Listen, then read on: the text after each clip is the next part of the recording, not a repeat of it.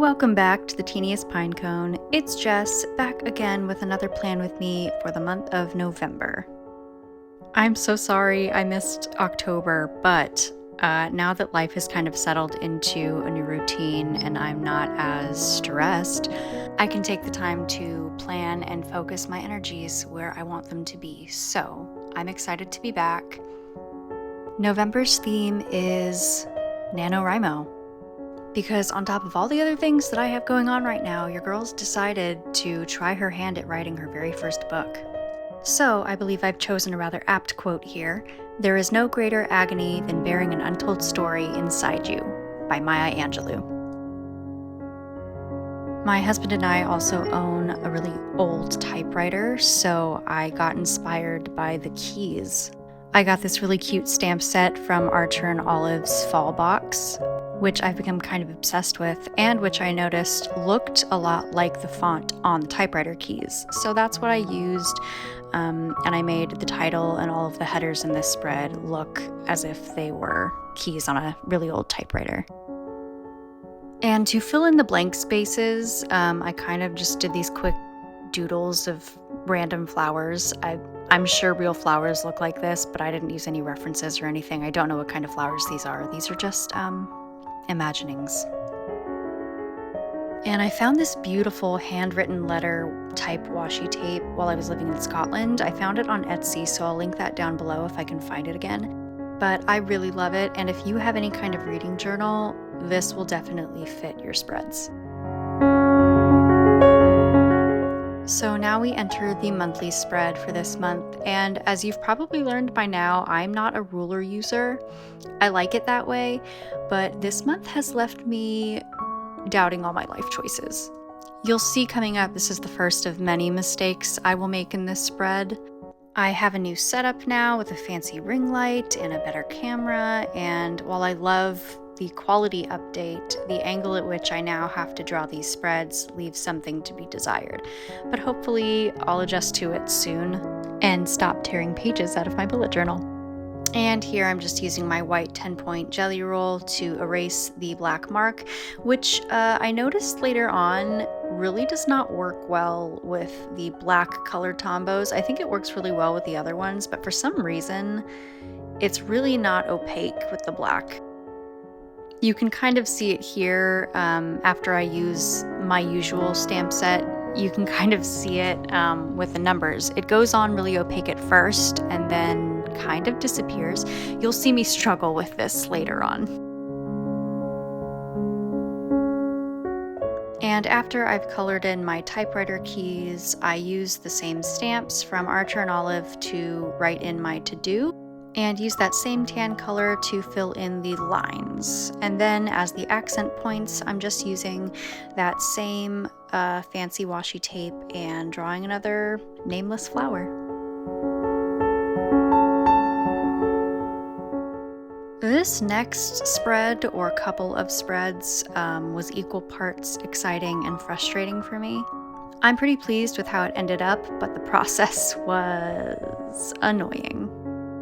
I did something similar in my bullet journal last year, which I will post a flip through of my 2021 bullet journal at some point. Now that I have a new setup, I think it's going to be a lot easier. I know that was requested a little bit ago, but I did something like this for the month of May last year, and I liked how that turned out, so I tried doing it again, this time with a secret library door. Credit to Amanda Rachley for the original idea. But after making the door flaps, I was a little intimidated by the process, so I took a break and I did my habit trackers and my mood trackers before I tackled the doors. Labeled them again with my white jelly roll pen, which again, you'll see does not show up very well. And then for the mood tracker, I did this bookshelf, which is actually a nod to my November spread from last year's bullet journal. It was a dark academia theme, and I actually really want to recreate it because it was one of my favorite spreads that I've ever done, so I'm really excited for you to see that one. I think last year the bookshelf was actually my habit tracker, not my mood tracker, but I think it works for both.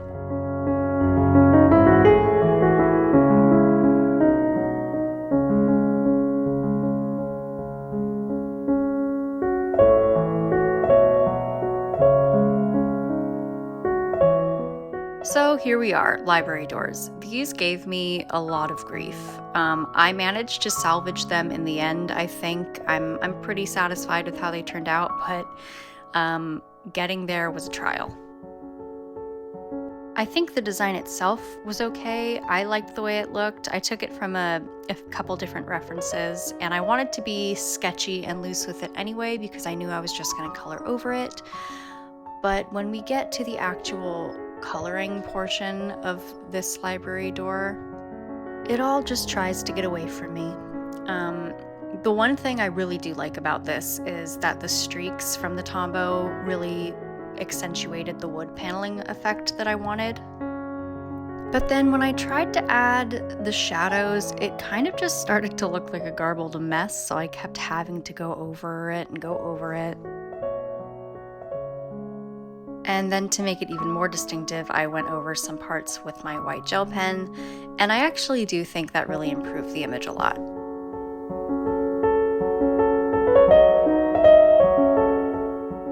So now with the door out of the way, the inside of it is going to be the brain dump. So on the flaps that open, I'm just drawing more of the flowers that I used in the previous spreads.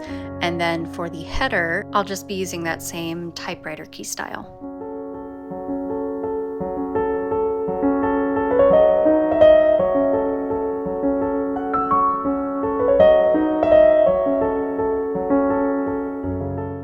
On to the Nanowrimo tracking spread, which I'm really excited to utilize this month. The goal of Nanowrimo is to write the first 50,000 words of your book.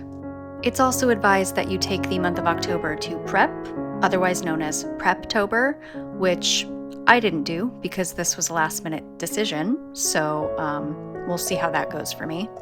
But the first tracker I have here is a simple graph chart of how many words I'll be writing daily. On average, to hit 50,000 by the end of the month, I'll have to write 1,667 words in a day. So wish me luck. This bottom tracker is just another shelf of books, essentially, with markers on them, and every time I hit a certain number, I'll just color it in.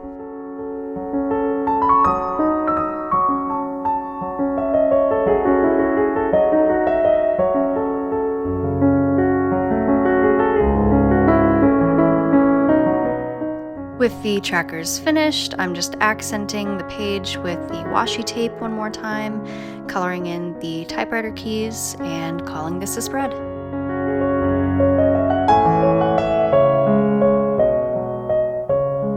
Last spread is, of course, the weekly. This is the other one that drove me a little crazy in terms of not only making mistakes, but not being able to fix them with a gel pen like I usually can.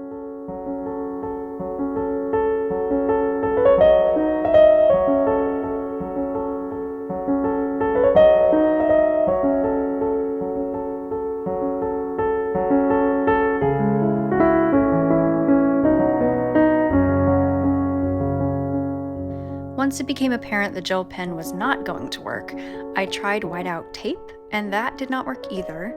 It just kind of glided over the ink from the gel pen, so eventually I had to rip out another page from the bullet journal itself and just cut a little strip down to size and glued that down over top.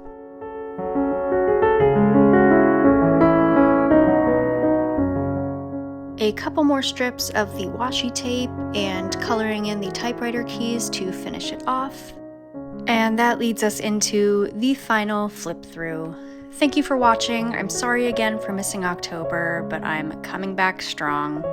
I hope you enjoyed this plan with me. Supply links will be down below in the description as per usual, along with my Instagram. See you next month.